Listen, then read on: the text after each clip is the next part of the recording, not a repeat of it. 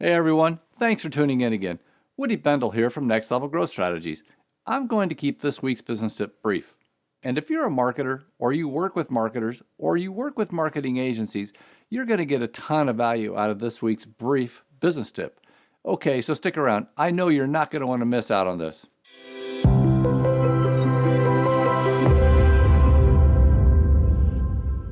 All right, welcome back everyone. Let's jump right on in. Like I said back in the intro, if you're a marketer, or you work with marketers, or you work with marketing agencies, this week's business tip is definitely for you.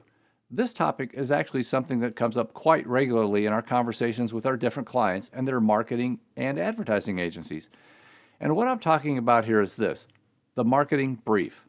Now, I know there's probably a few of you rolling your eyes right now and thinking, that's it? That's this week's tip? You bet, and here's why. First of all, I can't tell you how many times throughout my career I've walked into a situation where people are arguing over a marketing campaign or a media plan or some particular creative that is being developed, and I continue to be amazed by the response I often get when I ask to see the brief. Let me just say this, there should never not be a brief for anything you're asking your marketing teams or your agencies to do for you. The marketing brief is the thing that creates clarity and alignment, and over time, consistency. Asking your marketing teams or agencies to do anything for you without a brief is like jumping into an Uber and saying, okay, let's go, without telling the driver where you want him to take you. Not a good idea, right? So why is it that so many marketing initiatives get underway without a brief? From my experiences, I think there are at least 4 reasons for this. 1, people aren't really sure what should be included in a marketing brief. 2, they don't know how long it should be. 3, they can be a pain to fill out. And 4, putting things down on paper sort of ties you down, which is the point. Just keep in mind though, briefs are guidelines, not law. Now let me briefly hit on that second reason. A couple weeks ago, I floated a poll out on LinkedIn asking how long a marketing brief should be. The options were 1 page, 2 pages, as long as it needs to be, and what's a brief? And here are the results. Nearly 70% of the respondents said 2 pages or less, and I have to agree with these folks. My preference is 1 page, and in my opinion, if you can't get it down on 1 or 2 pages, then you are not as clear about what you are asking and expecting of your marketers as you should be. Here, less is more. Less in pages, but not substance. Now, let's hit on that first point, that is, what goes into a marketing brief. Let me first of all state that there is no definitive standard for a marketing or creative brief. I've seen and worked with a ton of variations over the years, but in my experience, the most effective briefs contain these 14 components.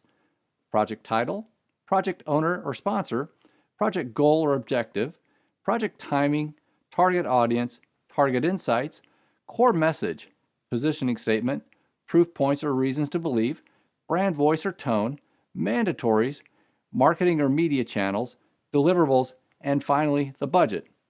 Now, I'm not saying your briefs have to have all of these elements, but in my opinion and experiences, if you do include all these elements, your likelihood of success will go up dramatically. And to make your life easier, I'll provide a link to our marketing brief template in the description below that you can download for free from our website. Okay, so here's this week's tip.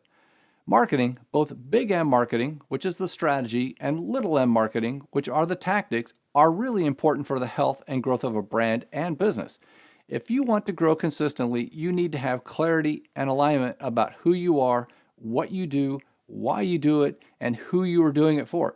And if you want to improve the consistency as well as the effectiveness and efficiency of your marketing, you need to prepare a brief for everything you ask your marketers and agencies to do, without exception. Yes, a good brief can take time to fill out and complete. But the effort you put in up front will not only improve your odds of success, but also save you a ton of time and money as you develop and execute your marketing efforts and campaigns. And if you're still not sure where to begin with this, be sure to download our free marketing brief template. And remember, you'll find the link for that in the description below. So there you have it. That's this week's tip for getting your business to its next level of profitable growth by creating clarity, alignment, and consistency. Thank you again for watching. And if you're needing any help with any of this marketing brief stuff, be sure to give us a call. Okay then, we'll see you next time.